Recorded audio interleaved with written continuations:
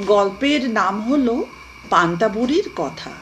এক যে ছিল পান্তা বুড়ি, সে সকালে ঘুম থেকে উঠেই পান্তা ভাত খেতে বড্ড ভালোবাসতো। কিন্তু এক চোর এসে রোজ রাতে পান্তা বুড়ির পান্তা ভাত খেয়ে যায়। তাই বুড়ি লাঠি ভর দিয়ে রাজার কাছে নালিশ করতে চলল। পান্তা বুড়ি পুকুর ধার দিয়ে যাচ্ছিল। একটা শিঙি মাছ তাকে দেখতে পেয়ে বললে, পান্তা বুড়ি কোথায় যাচ্ছ?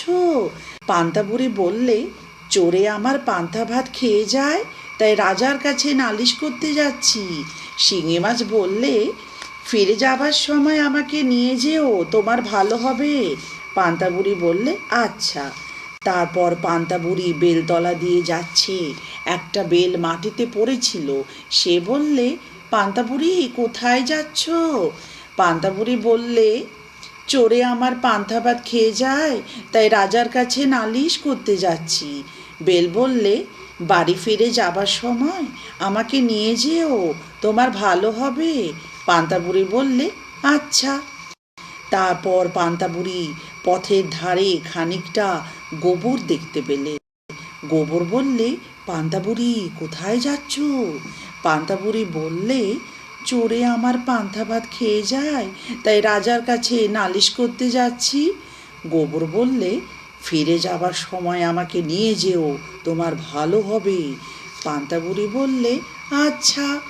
তারপর খানিক দূর গিয়ে পান্তা বুড়ি দেখলে পথের ধারে একখানা খুর পড়ে রয়েছে। খুর বললে, পান্তা বুড়ি কোথায় যাচ্ছ? পান্তা বুড়ি বললে, চোরে আমার পান্তা ভাত খেয়ে যায়, তাই রাজার কাছে যাচ্ছি নালিশ করতে। খুর বললে, ফিরে যাওয়ার সময় আমাকে সঙ্গে নিও, তোমার ভালো হবে। পান্তা বুড়ি বললে, আচ্ছা।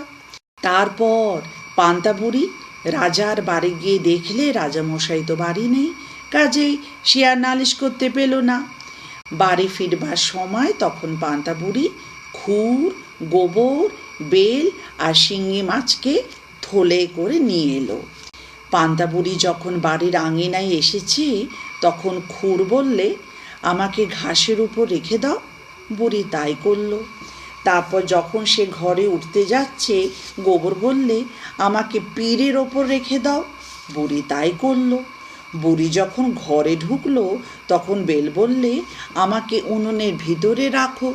শুনে বুড়ি তাই করলে। শিঙি মাছ বললে, আমাকে তোমার পান্তা ভাতের ভিতরে রাখো। বুড়ি তাই করল। তারপর রাত হলে বুড়ি রান্না করে খেয়ে দিয়ে হাঁড়িতে পান্তা ভাত রেখে ঘুমিয়ে রইল। ঢের রাত্রে চোর এসেছে। সে তো আর জানে না বুড়ি কি ফন্দি করেছে। সে সেই পান্তা ভাতের হাঁড়িতে হাত ঢুকিয়ে দিল।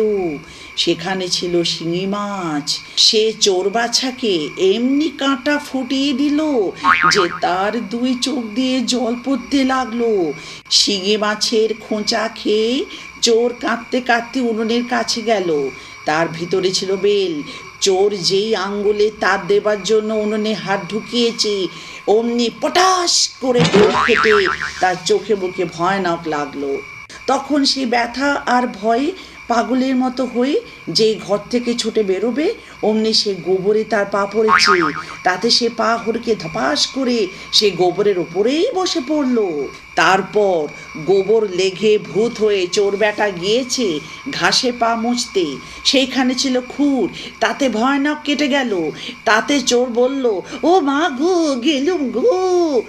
বাবা কি চিৎকার!